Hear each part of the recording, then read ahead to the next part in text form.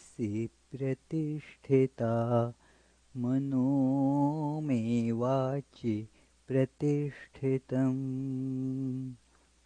आविराविर्म एधि वेदस्य मआणीस्थ श्रुतं मे मा प्रहासीः अनेनाधीतेनाहुरात्रान् सन्दधामि ऋतं वदिष्यामि सत्यं वदिष्यामि तन्मामवतु तद्वक्तारमवतु अवतु माम् अवतु वक्तारमवतु वक्तारम् ॐ शान्ति शान्ति शान्तिः Om. May my speech be firmly established in my mind. May the mind too be firmly established in my speech. O self-effulgent Lord, be shining in my consciousness. May the truths of the scriptures come into my life. May their teachings never forsake me. Let me live my life day and night according to their teachings. I shall speak what is appropriate. I shall speak the truth. May that protect me. May that protect the teacher. Om. Peace, peace, peace.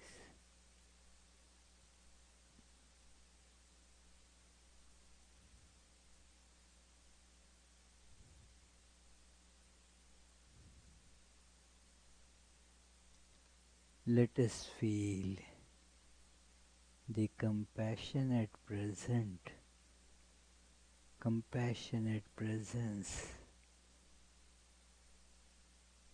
of the all-loving and all-pervading Lord in our heart.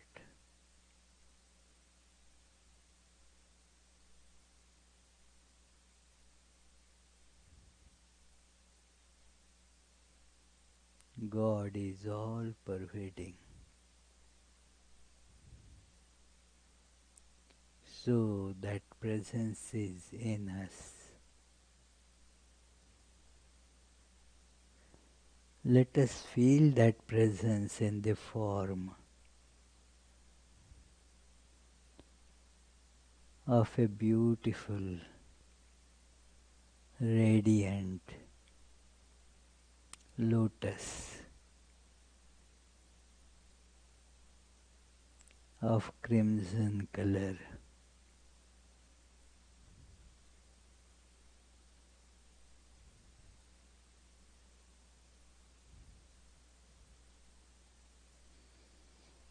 Let us concentrate on that.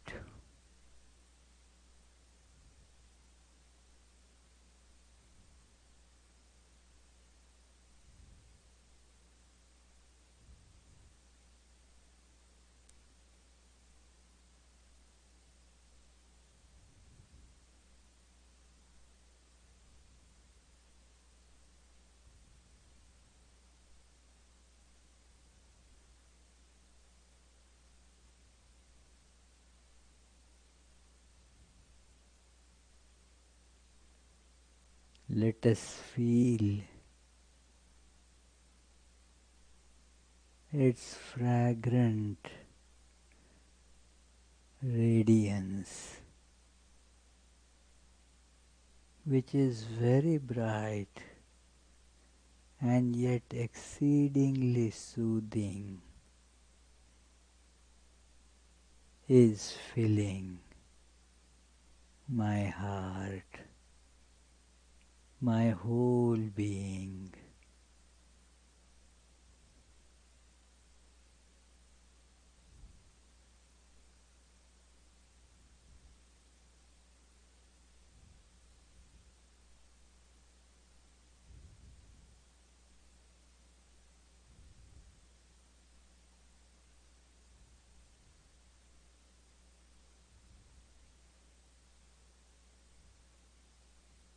In that fragrant, divine radiance,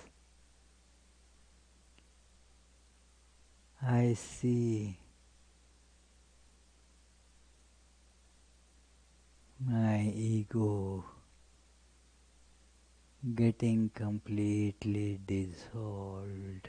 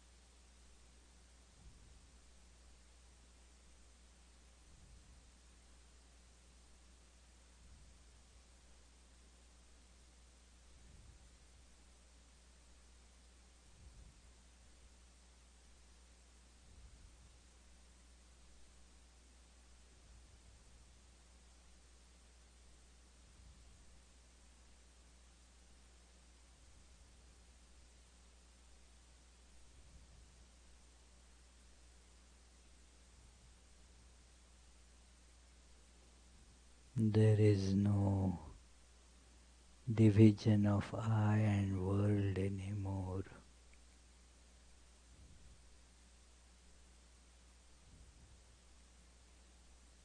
There is no distinction of subject and object.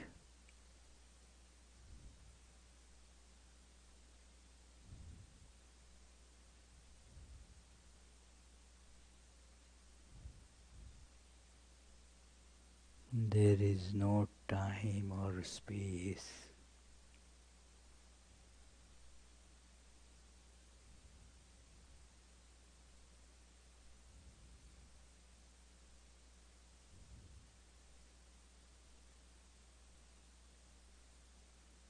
There is no desire.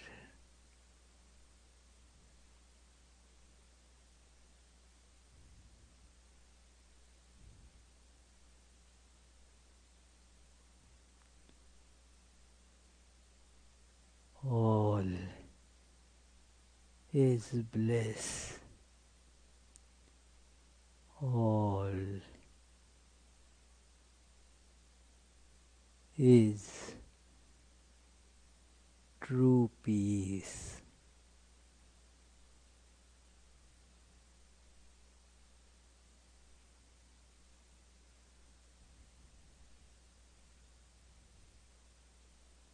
Om, peace, peace, peace.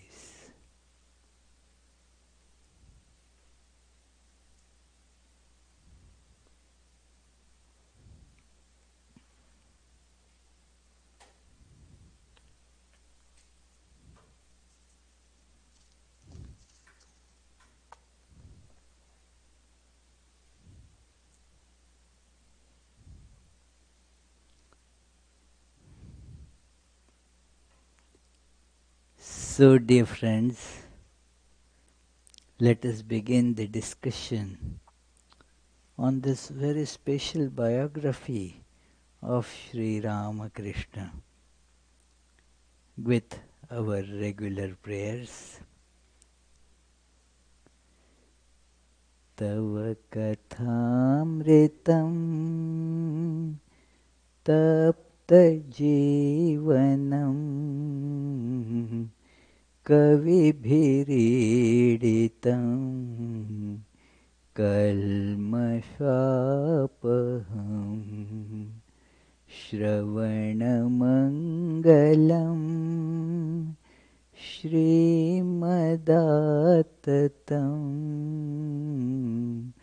भुवि गृह्णन्ति ते भूरिदा जनाः.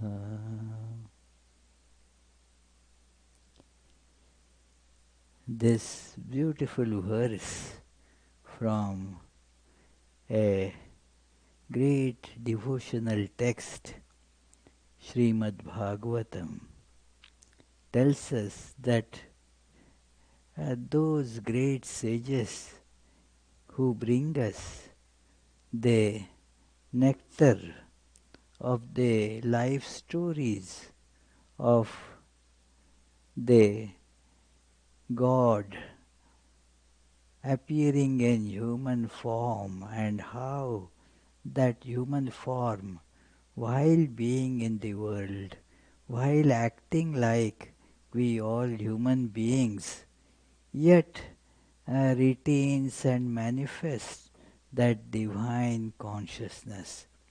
This is what does it do to us?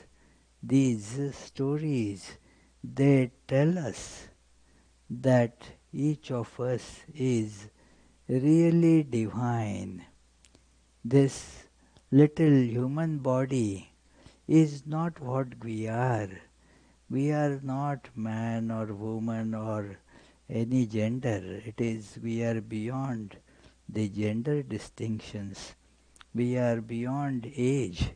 We are the all-pervading divine existence, which is bliss itself. It saves us from mortality and the life in suffering. It is important to see that life of suffering is very natural in this divided awareness of subject and object. It results in each person chasing after something that may bring happiness in one's life, but that keeps on eluding, because the happiness is my nature. If I try to seek it in some other person or in some other object, then I am not going to get it. It is to see that I am happiness. I am all pervading existence. I am eternal. Only being bound by the body, being identified with this cage of body, which certainly has birth, has changes, and has death. I also thus feel that I am mortal.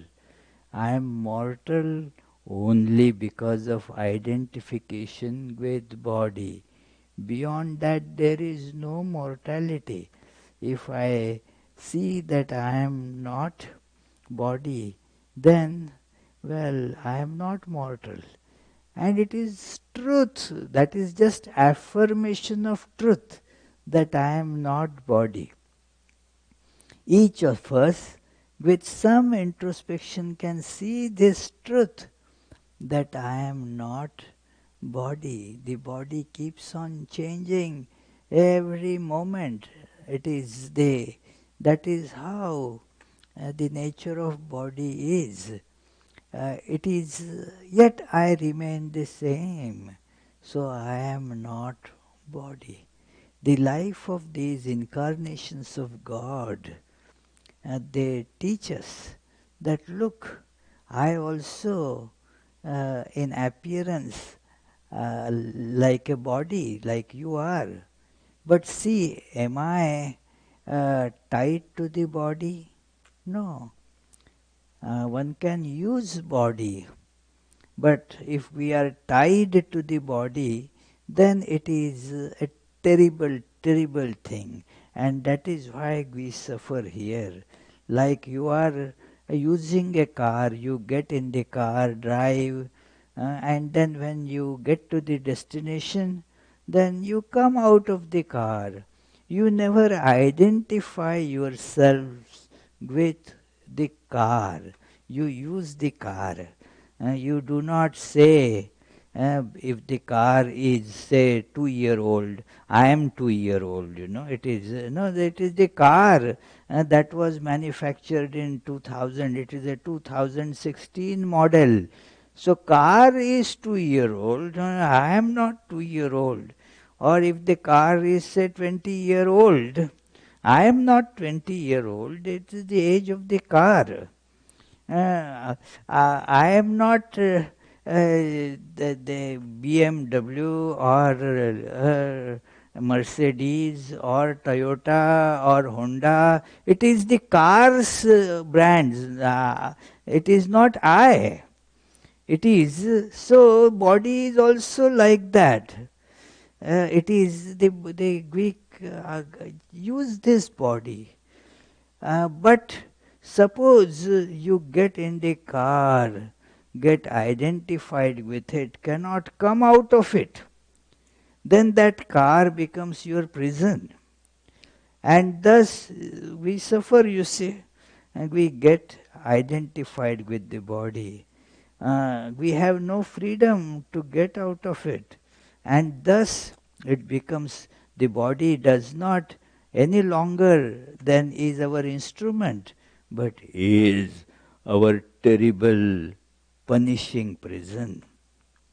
Here we get flogged in the body every day.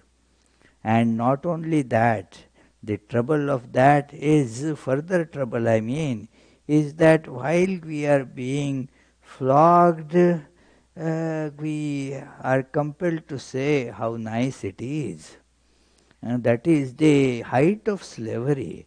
It is so therefore these incarnations of God, they come to teach us. There is no other purpose in their life. They do not have the slightest selfishness, slightest ego. That is the beauty of the life of Sri Ramakrishna. Sri Ramakrishna is the incarnation of God that lived in modern age. He was born in 1836 and physically speaking ended his life in 1886. And so in his life you do not have any doubt as to whether this happened or not, because the incidents have been meticulously written down by his disciples and other historians. Also, we have a picture of Sri Ramakrishna. His sayings have been noted down verbatim by one of his disciples. Some of them, one became very well known for that, the great book Gospel of Sri Ramakrishna is a wonderful treatise that brings so much of solace and peace to one's life. Just by that touch of that divine consciousness, we also feel blessed. So that is Sri Ramakrishna. His photograph is there. So we don't have to imagine how Sri Ramakrishna looked. The other incarnations of God, older ones, like you have Rama or Krishna or say Buddha or Jesus. One has to imagine how they looked. There is no portrait made of them at their when they were still in the body. So therefore you will see everywhere their face is different. Like the Jesus as sketched or painted by an African artist would look very different than painted by European artists. Probably the African artist is more likely to be right, because Jesus was basically, he had the Semitic features. He was Semitic, and therefore it is his features as drawn by Europeans. They make him European. They make Jesus look like European. One very uh, uh, funny thing that Swami Vivekananda noted about is that very famous painting of the Last Supper, which is in France, that museum, famous museum in France, that it is all disciples of Jesus sitting round the table with Jesus at the head, and then all the disciples sitting with the bowl of supper in front of them. And now he says clearly this is a big imagination, because people in that part of the world in those days, they just squatted on the floor to eat food, and there was no dining table and chairs on which they would be sitting.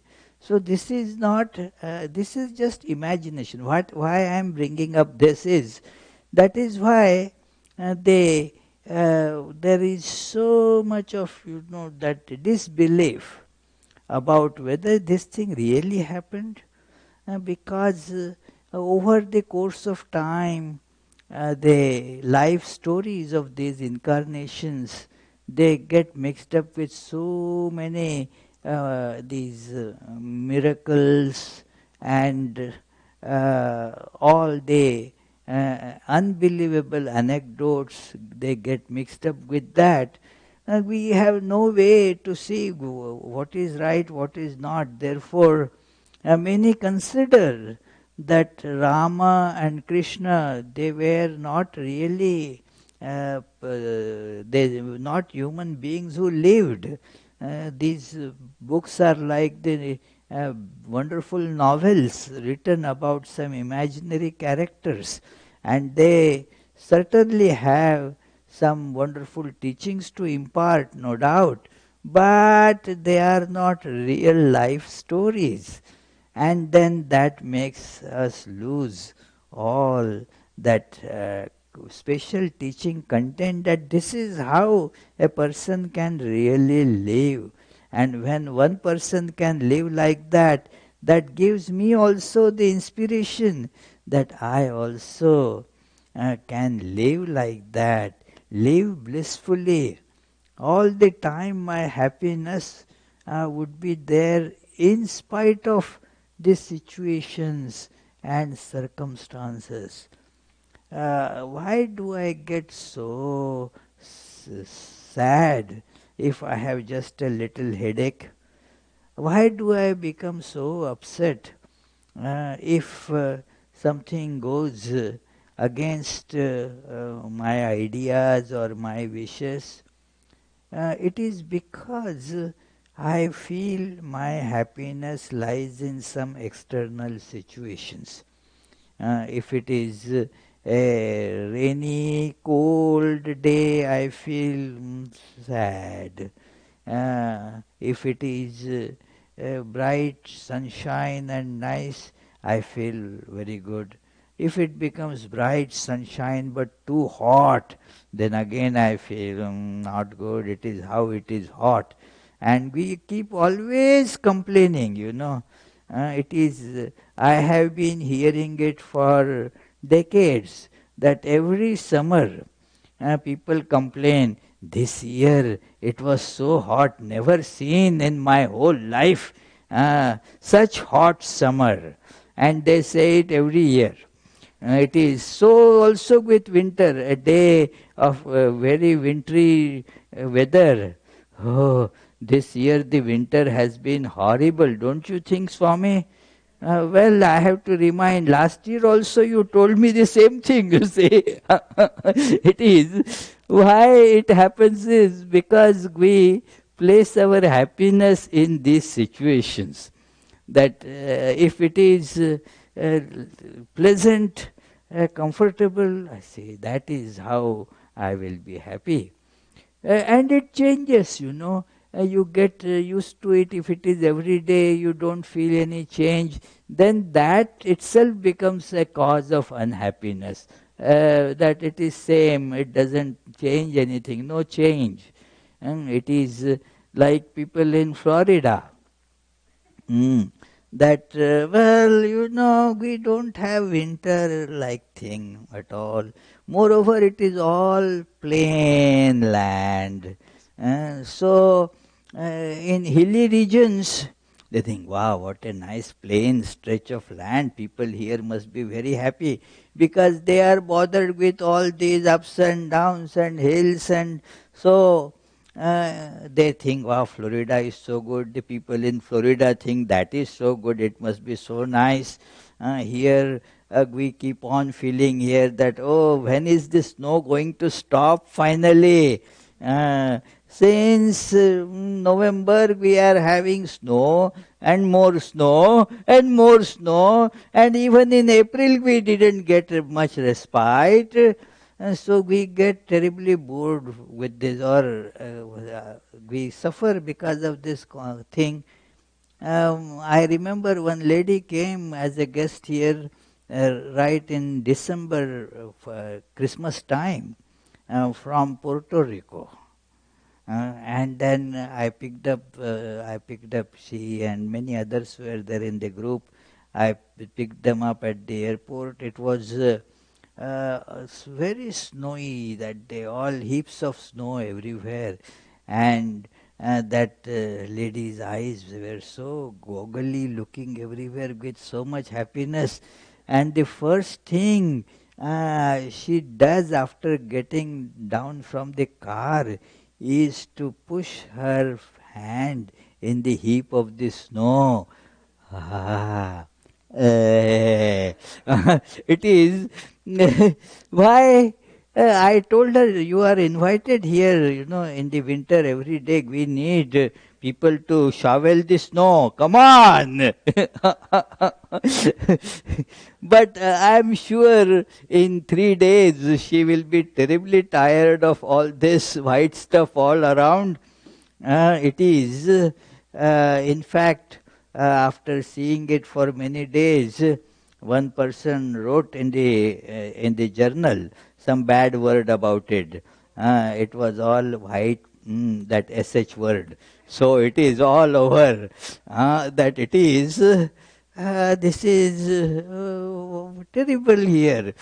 So our pleasures, they are never there, because we always want change, different things. Because why do we need that if we think we will know for sure that there was no happiness in any of these things? Had it been there, I would have just keep on getting it. It is not there.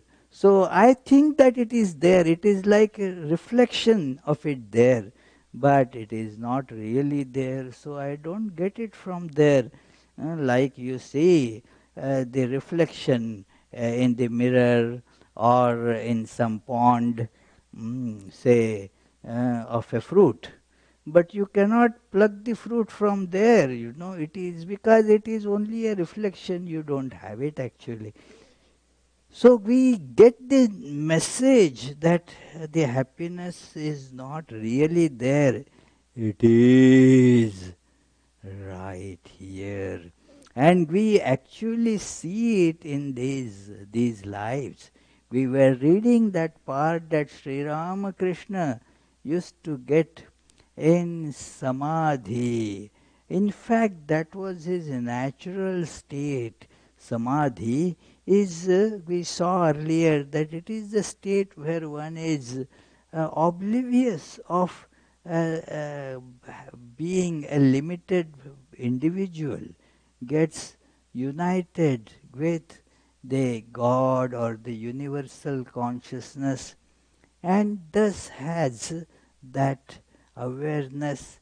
There is no outer awareness, but the awareness of being in that divine mood.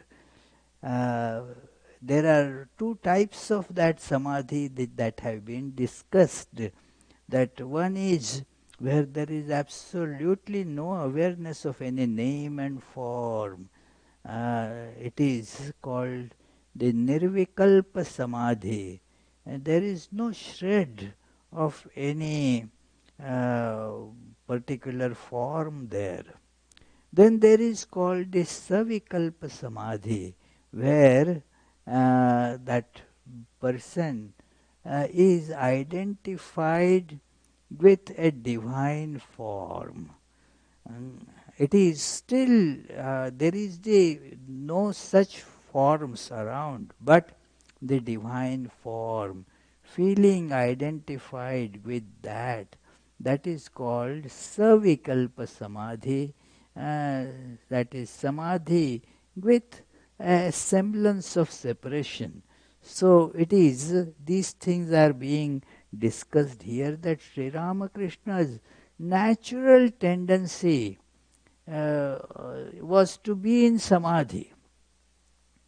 It was with great force that intention of a powerful intention had to be exercised to bring his mind on our plane to teach. I just imagine, say a kindergarten teacher has to, teach little kids that A, B, C, D, how to write those things. And so forcibly has to bring his or her mind to the level of those little ones holding a pencil. Look, watch how I am holding. Okay, now the teacher doesn't need to do that. Uh, doesn't need to, draw. Look, A, do you see? A, how I draw it? See, you have to draw like that. Now it is, the teacher has to do it as a matter of, that teaching practice. Not that when he or she is going to write a letter, she has to remind herself that, oh, hold the pen like that, and A, B, that will take years to write a letter, you see. So it is.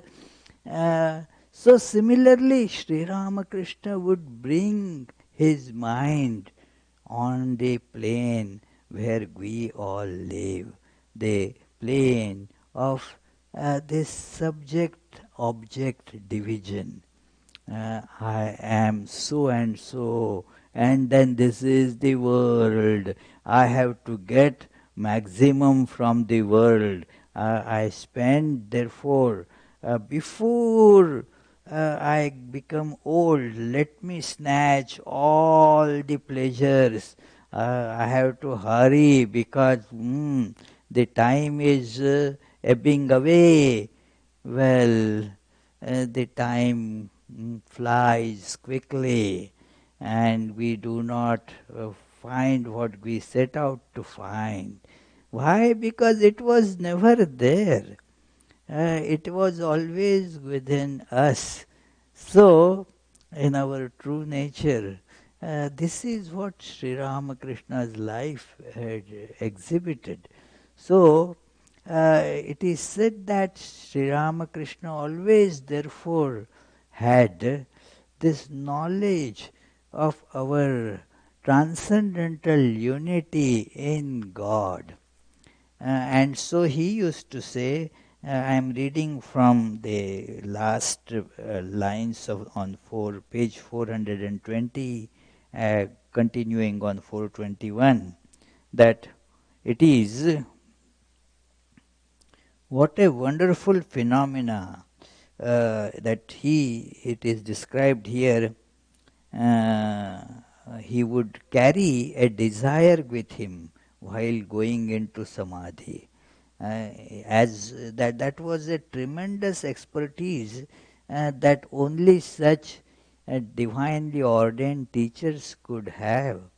That he would see that I am going into samadhi, but I have to come back to teach these.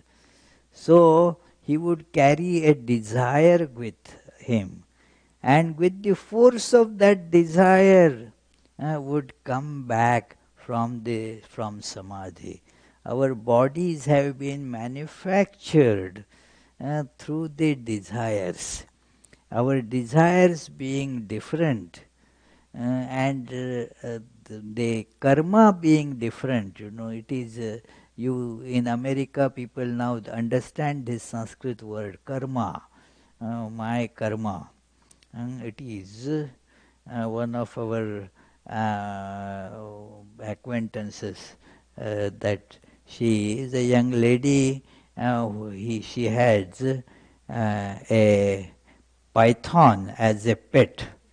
It is people have very peculiar, different, yes, special pets. So she has a python as pet, and she has named that python as Karma. So it is that karma. So it is depending on our karma and our desires, we get the body. Just like we get a car. We get a car according to what kind of car I like, and then how much money I have got to pay for it. Yeah, even if Vishwanath says I like Lamborghini, maybe he doesn't have do you have money to pay for Lamborghini, Vishwanath? Well, maybe if you sell the house and everything, maybe it is. Yeah, so Lamborghini you may like, but then, well, I want something within say $10,000 or $12,000. Then you can't buy a Lamborghini for that.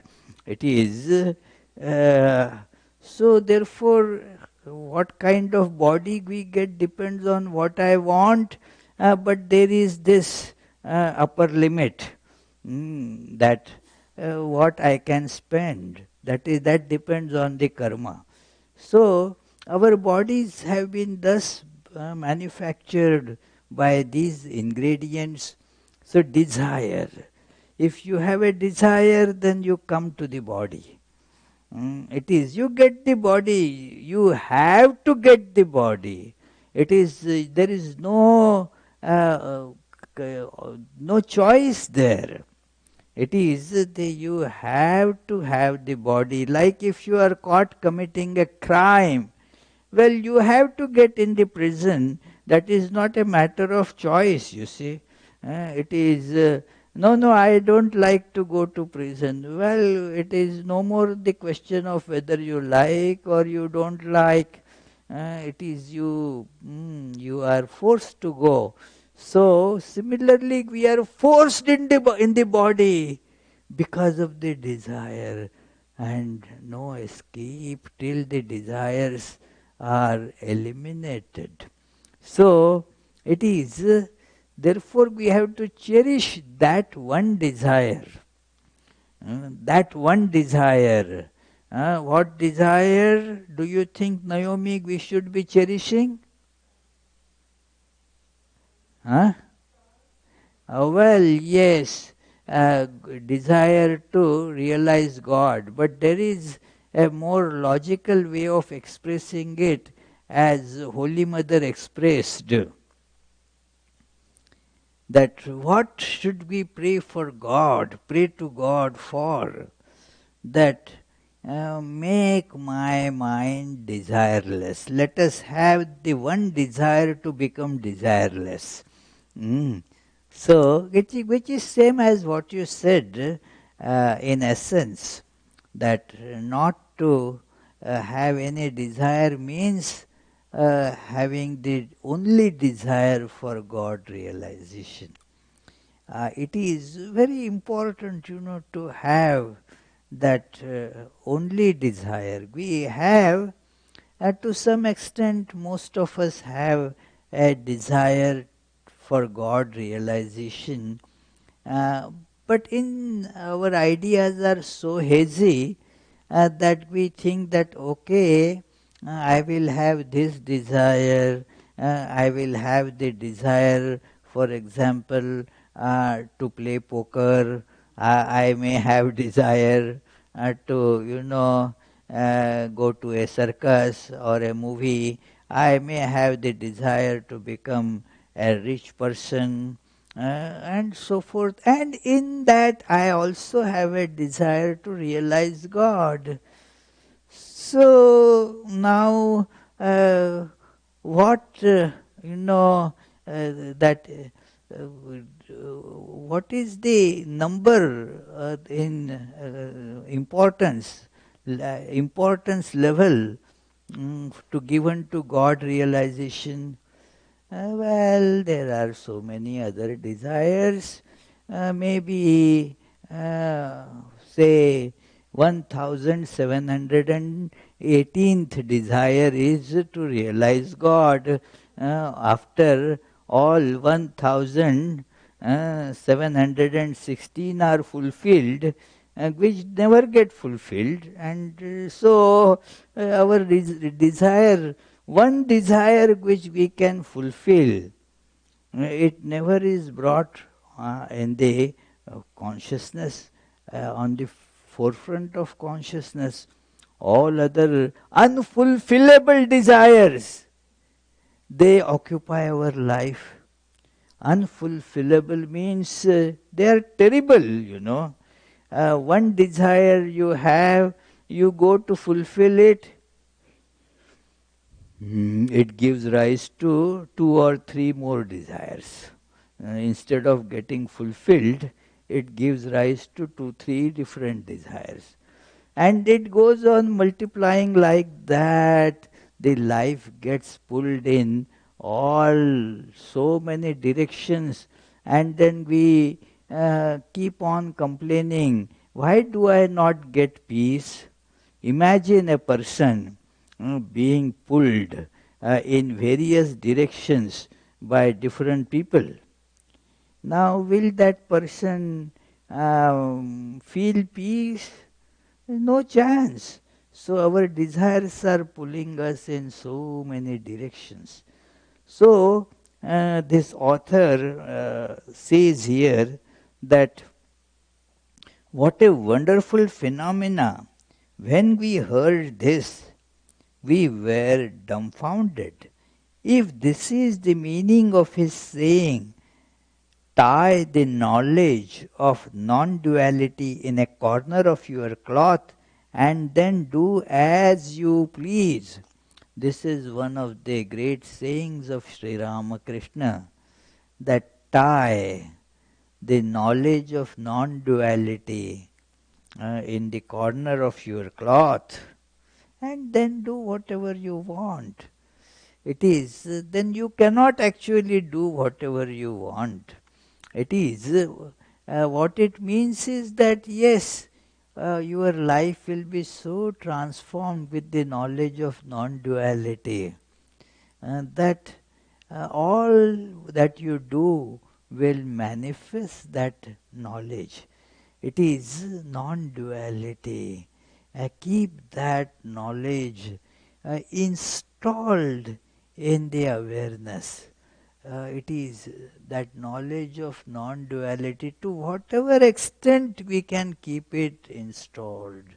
That will be like uh, that lamp burning in our heart and bringing the true essence of everything before us. That yes, although these things appear different, they are essentially same. Like the example that I gave always, and most of you are bored of listening to that example, but that example has the unfailing teaching value, that like the animal crackers. They are different, but you are still aware that they are same. And the difference is only in that particular shape, and according to that shape you give it a name, that this is elephant and this is mouse. Now as elephant and mouse, these things are different, but it is the same substance there. So you have the awareness of that sameness, and therefore you don't really care whether you are eating a mouse or you are eating an elephant.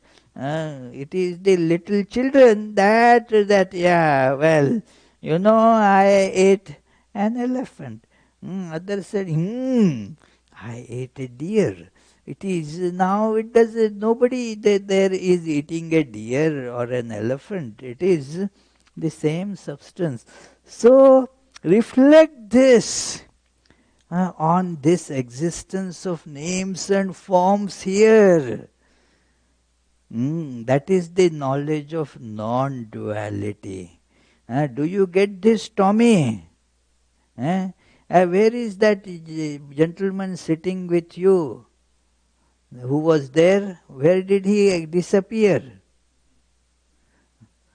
Hmm? Anyway, did he get lost in non-duality?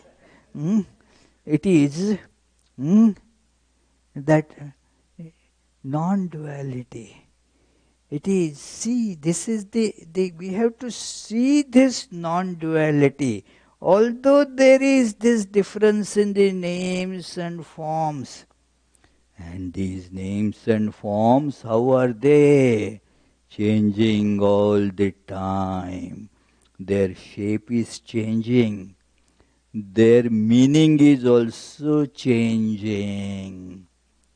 Well, some time back, just a little while ago, we were having a discussion, myself and a devotee, and that devotee was saying, well, now my son has gone away for job and all that, and so I said, well, why are you, do you want your son always to be your little baby around you?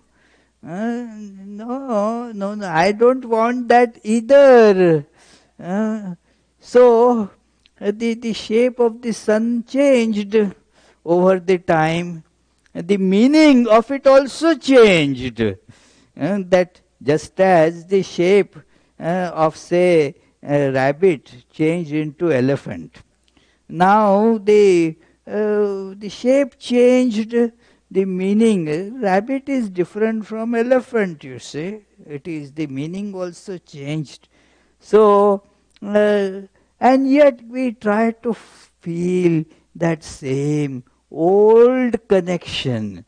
And when we don't find it, we feel frustrated. We feel frustrated. It is, I was attending the baccalaureate service, and then somebody was telling that, well, at one time the students graduating were being addressed that, well, uh, when you were brought here by your parents, the parents naturally had lot of concerns. And then they met with the authorities, and one of the authorities were speaking there, and we told the parents, go home. We will take care. They are now here. They will find their own new connections. So it is, you go home now. And you must have been worried, why my dear child is not picking up my phone. Why he or she is not returning my calls, even if they pick up the call, well, it doesn't seem to be, connecting at all. Oh, seems to be a distant thing. So why? Because the meaning has changed. We are stuck with the old meaning, and which doesn't make any sense now. Because it never really had any sense except in our stupidity. It is in our stupidity alone there was some sense to it. Why you don't agree with me, Punita? Huh? What? Yeah, so, huh? There is none. Where is the connection? Why do we feel a sense of connection? Is because internally there is a connection. There is no connection in these shapes and names, but there is that oneness underlying it. That in essence, in reality, just like those animal crackers, we are all same. That is the knowledge of non duality that we have to inculcate, tie, that it has to be tied in the cloth. This has a reference, that in the olden days, people there used to wear just flowing robes and clothes like that. So, no pockets to put things in the pocket. So, they would have such a cloth, then they would tie something. The ladies, in India would have the saris. So, in sari they would tie something, okay. Uh, yeah, and so say a coin or some money, okay, I would lose it somewhere, so tie it, keep it there, not so that it won't get lost. In the same way, we have to tie this knowledge with us so that it remains with us all the time in every situation. And is it okay, Mihir? Huh? Huh? Any question? Do you have any question? It is difficult, but that is to be practiced. When you do it a few times, then what was difficult earlier starts appearing as easy, you see. Then it is easy. Like when we, thought of, varnishing that front door. Very terrible job, very difficult. How it is now, how many quotes one has to give and whether it will be possible or not. And then I said, well, I know a person who will be able to do, I will should call him. So, and then I called this Chris. And he said, well, he confidently said, yes, it can be done, it will be done. Will it look as good as it was initially? And he said confidently, if not better. Why? Because now you don't consider it impossible. Uh, if you tell me here to make a computer, I will say, no, impossible. But if I ask you, oh yes, Swami, I will make a computer, because you have the habit, you know it, you know how to do it, how to put the components together, how to get those, and yeah. So there is the computer. So if you practice, what is difficult today becomes easy tomorrow, isn't it? That's how, our another gentleman here, our Abhijit, when I asked him, okay, this window curtain is to be, and so Now the poor fellow, I took pity on him. For 2 days he was working on just putting the one window blind. And then he told me that, well, the next one, Swami, will be easy. Now I know how to do it. So the next one will be very easy. So that is how, when you keep on practicing, one has to practice. One has to practice. With practice, these things become easy. Then spontaneously, friends, we will be seeing the non-duality. Just as we spontaneously see that all these animal crackers, they are same. That is why we buy them by pounds, by weight, without caring. All they are sleeping in the same bag. A lion and a tiger and a sheep, all of them right together. So they don't have, we know that they are same.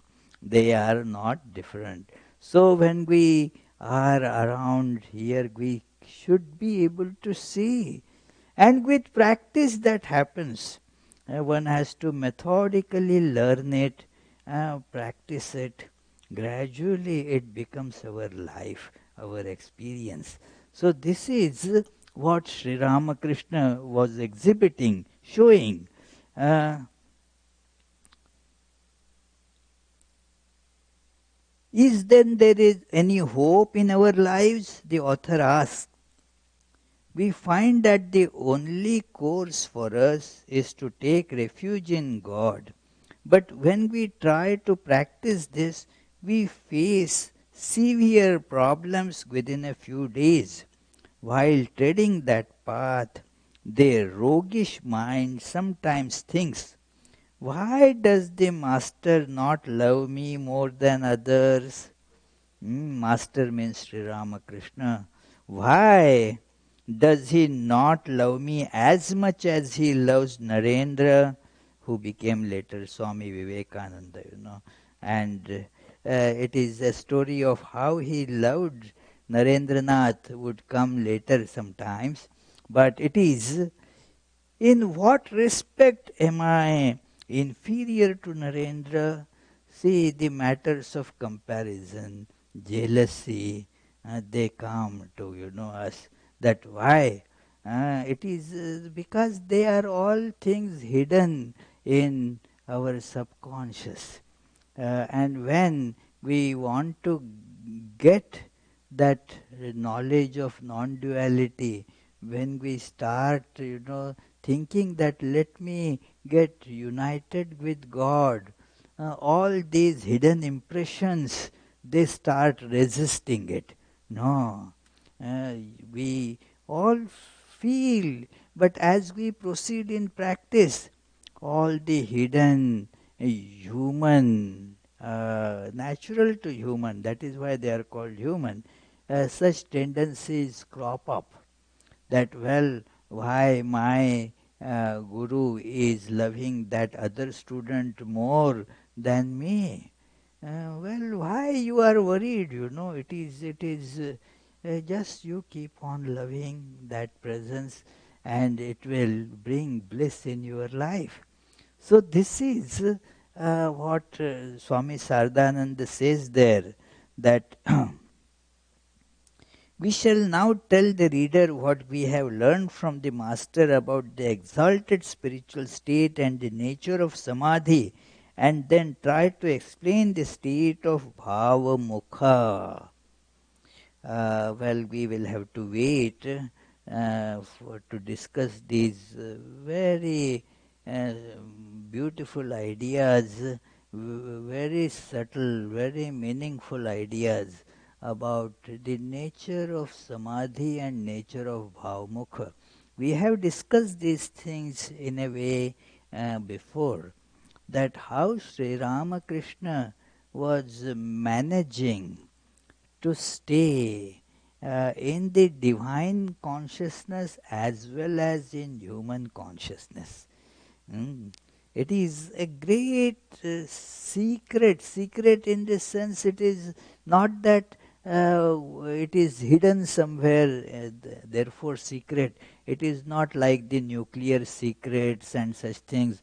It is secret in this sense that it is really open, but since our consciousness is not able to see it, that is why it is a secret.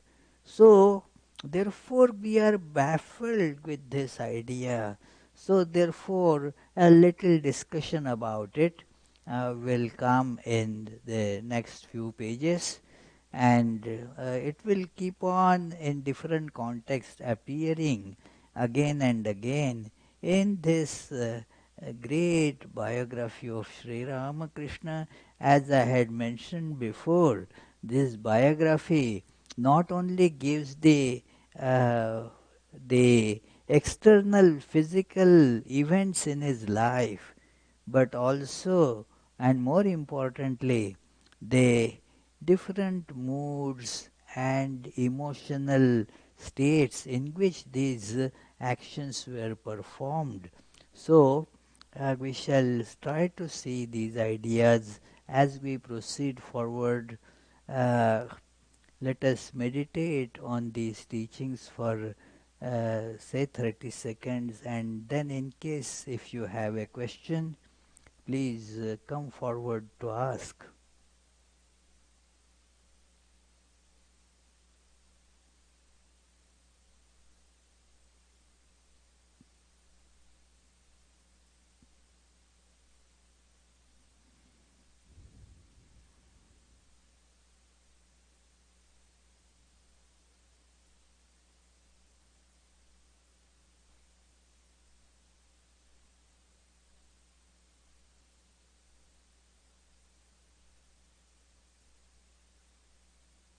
Yes, please. Anybody has any question? Oh, good.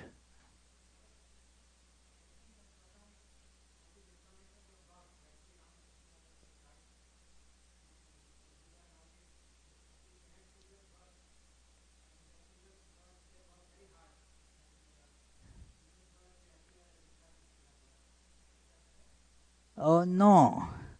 That is not about this. Your question is very good. Sometimes it feels that, well, it might be like that, and you can show some references in Swami Vivekananda's these lectures and writings, that well, it is the all the knowledge that they accumulated earlier was brought forth to a boil in this in the form of, say, a Jesus or a Buddha or a Sri Ramakrishna. What it is in the incarnation of God, that it is that the same being, the same divine essence, in the changing circumstances, changing nature of the world, comes again and again to impart the teaching of that same idea. What is our goal as human beings? And how to attain to it. Like Jesus says that I am the goal, I am the way. So, now why is this teaching to be given again and again? Because it has been described beautifully in Bhagavad Gita. That's Lord Krishna explains, I had given this yoga previously also.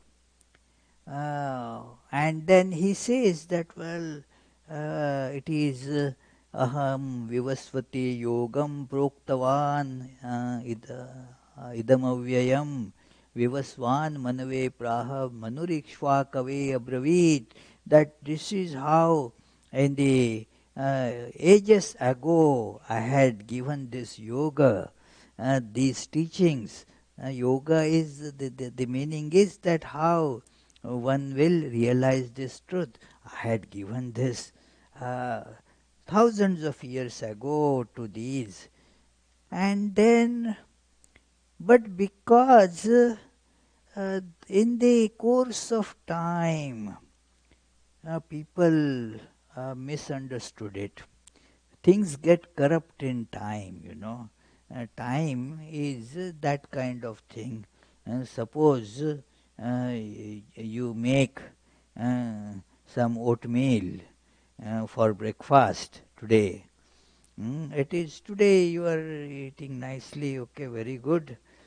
Keep it just like that outside for 1 week, and what will you like to eat it again?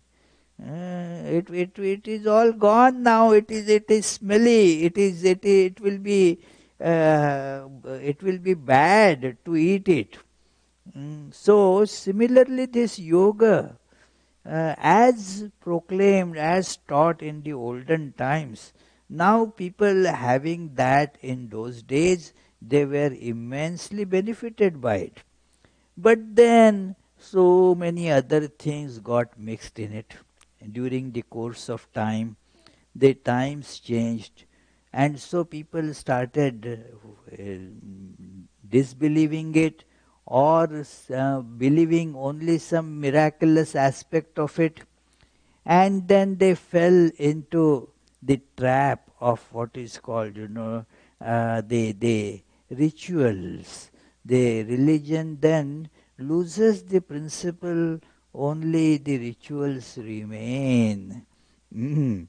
Rituals as the vehicles to understand principles is very good, but only rituals without principles is a terrible thing.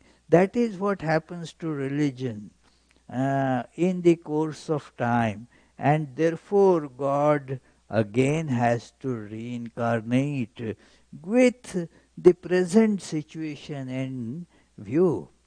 So that is how Sri Ramakrishna manifested with the message that is suitable. He, came like an ordinary person.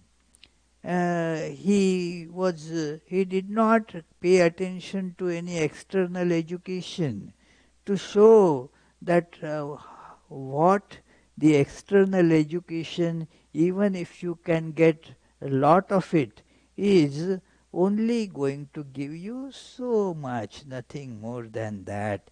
It is, he came to, show that one has to acquire a scientific attitude in life, not just belief. And Sri Ramakrishna was very particular about it, about testing.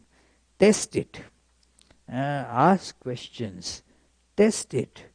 And then experience it. It is the whole plank of his teachings is God is to be experienced, not just cogitated about, and not just discussed with hair splitting reasoning whether God was black complexioned or white complexioned, whether the god should have one head or four heads. And these are all matters without any experiential dimension to it. So Sri Ramakrishna said, well, God can be seen, can be experienced. So this is how the incarnation of God, the same being, takes a new form, new attire, so to say, suitable for that particular time. That is the word Lord Krishna uses in Bhagavad Gita, Sambhavami Yuge Yuge. That in every age I manifest to teach, to bring forth these teachings in the new form. People used to do cooking earlier, thousands of years ago, somehow by collecting some twigs from the trees, and then use some two stones to rub to get fire, and then with great difficulty would cook some these whatever grains and things were available with them. Now, do you do like that? Hmm. What? I'm here. Do you do anything like that for cooking? You have microwave. Right, okay. Just put things in microwave and it gets all nicely cooked. So that is so cooking. To teach cooking, now will you tell, okay, I will teach you cooking. Go in the forest, collect the dried wood, and then rub the stones against each other to get a spark. No, you won't teach like that. You will say, oh, this is the microwave. Stick whatever you want to cook inside that and press the switch. Hey, and there you go. Put the timer. How long does it take? And then it will come out. Exactly, so the incarnation of God takes different forms to manifest those teachings in different ways. So it is the same one being. They have no accumulated karma, by which there will be the residue that will get built. Because they don't have ego, and so no accumulation of karma at all. And that is the beauty of that life. Yes, please. I'm just curious, what's your opinion of the Jataka tales in Buddhism, which say that he had many lives? Well, you are very correct. I thought that probably you will come up with this kind of question. Jataka tales. Jataka tales, they are many lives of Buddha, but in the every life, what it means is there have been innumerable incarnations of God. And then in each of them there are the teachings to be imparted. So it is according to the different needs of times. So these Jataka tales are actually a story of evolution. It is that in the religious literature you see that the different ways of presenting and the scientific truths also. So the growth, how it happens, that is also described. Jataka tales is viewed by many philosophers as an ancient way of expressing the evolution. Like the Dashavatar, the 10 incarnations of God, which is the 10 incarnations are not this God incarnation per se. What it shows is that there were earlier the aquatic creatures. So they are described. The first form of God is the fish form, fish God, Matsyavatara, fish form of God.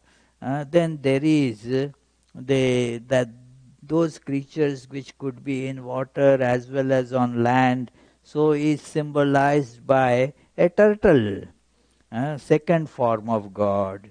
Then the one who is on the land, very powerful, but doesn't have much evolved brain. So it is represented by a boar which just dashes forth, and it is rash in its actions. So it is a boar. So it is very powerful, but the rashness is its undoing. In spite of power, the terrible rashness of actions. That is why the boar is the third, roams on the land. So it is third. Then comes some humanity. It is Narasimha, that half lion, half man. That is a very poetic description, you know. There is the characteristic of lion, the strength is there, the animal characteristics are there, but then there is the human features also there. So it is, then comes a mini man, Vamana, and then Parshuram, Rama, Krishna, and Buddha is shown to be the last perfect man, because all these stories came up in the Buddhist era. So that is why Buddha is the last, and then the future possibilities are there. So that is, it is not the case is all finished. That is kept, the future possibilities are indicated by the 10th incarnation, whatever comes. Yeah. Yes, Shravani?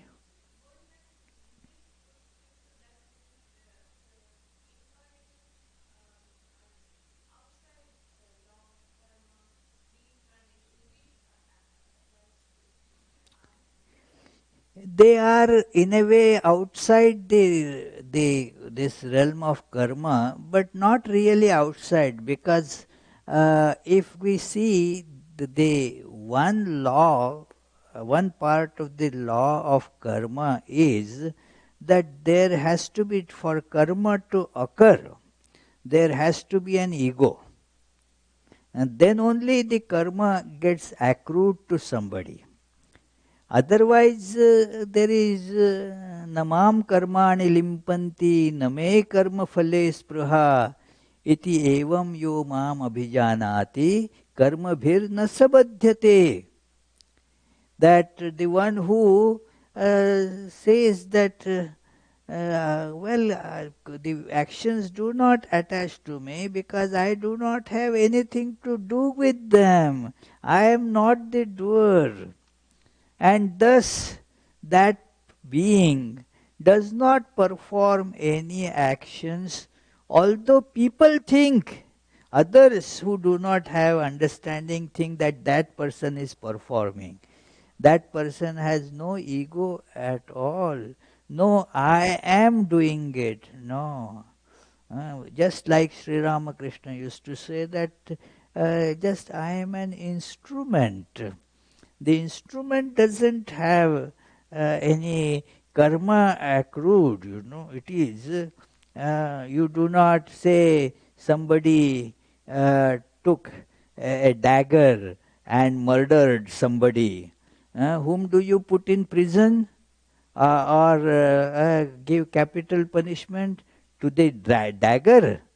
You know, the fellow who did it, the dagger didn't have an ego. Oh, I must go and kill that fellow. No.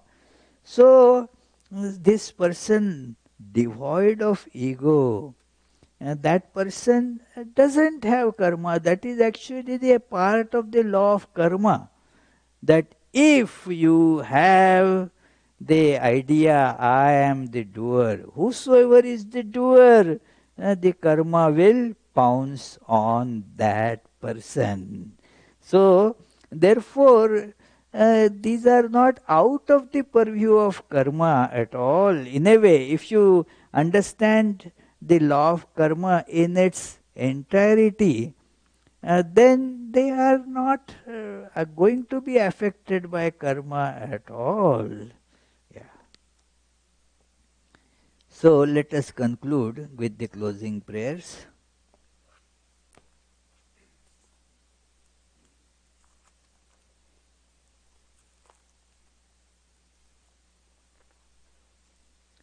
May the divine, please recite, you know, may the divine, who is Father in heaven of the Christians, Holy One of the Jewish faith, Allah of the Muslims, Buddha of the Buddhists, Tao of the Taoists, Great Spirit of the Native Americans, our Mazda of the Zoroastrians, and Brahman of the Hindus, lead us from the unreal to the real, from darkness to light, from death to immortality. May the all-loving being manifest himself unto us and grant us abiding understanding and all-consuming divine love.